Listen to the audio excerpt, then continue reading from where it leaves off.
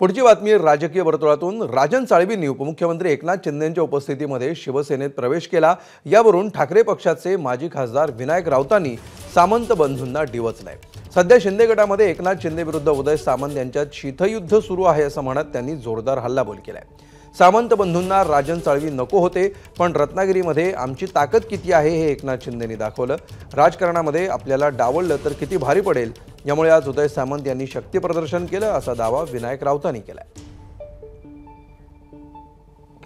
त्या महाराष्ट्रामध्ये एकनाथ शिंदे गटामध्ये दोघांमध्ये तुंबळ शीतयुद्ध चालू आहे। एकनाथ शिंदे विरुद्ध उदय सामंत। राजन साळवींचा थेट प्रवेश एकनाथ शिंदेने केला। राजन साळवी सामंत बंधूंना नको होते तरी सुद्धा एकनाथ शिंदेनी मुंबईमध्ये बोलून त्यांचा प्रवेश केला।